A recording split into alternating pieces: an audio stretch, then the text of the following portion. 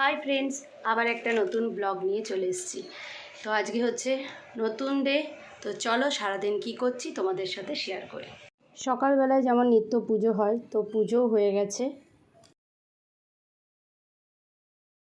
তো আজকে বিরিয়ানি বানাবো, তার জন্য এই যে চালটা ভিজিয়ে রেখেছি আর লেবুও কেটে রেখেছি। এই কারণেই আমি একটু লেবুও দিই। তারপরে তো গোটা গরম মশলা, একটু নুন, তেল, যেগুলো ঘি দিতে হয় এগুলো দিই। আর এটা ভিজিয়ে রেখেছি, তাড়াতাড়ি হয়ে যাবে। এই দিকে আলু সিদ্ধ করে রেখে দিয়েছি, এবারে ভাজবো।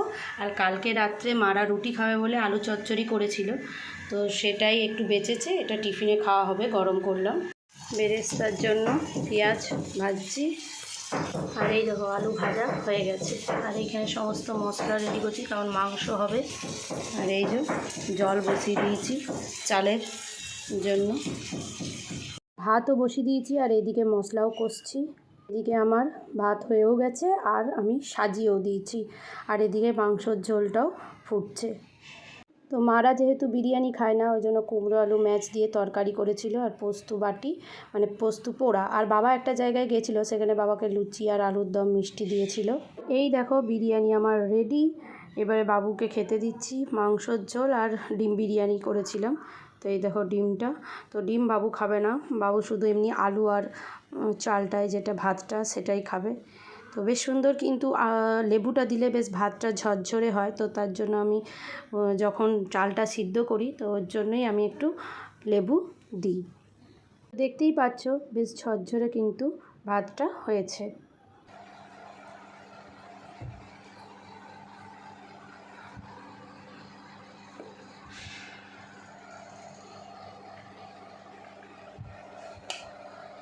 তো এই যে আজকে দুপুরের মেনু।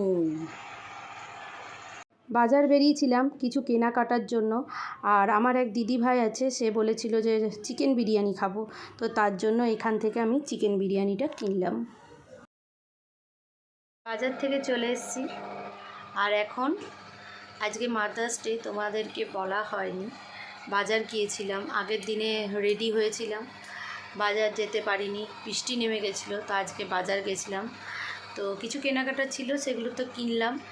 আর আজকে মাদার্স ডে, তো ওর জন্য বাবু কি এনেছে আমার জন্য তোমাদের দেখায়। তো চলো। বাবু আমার জন্য অর্ডার দিয়েছিল ওয়াও মোমো, পুরোটাই কিন্তু ভেজ ছিল। এইভাবেই সারা দিনটা কাটলো। তো এরই সাথে ব্লগটা শেষ করছি। তোমাদের যদি কিছু ভালো লেগে থাকে, তোমরা লাইক, কমেন্ট, শেয়ার এবং সাবস্ক্রাইব করো। আর দেখতে থাকো ব্লগ উইথ লিলি।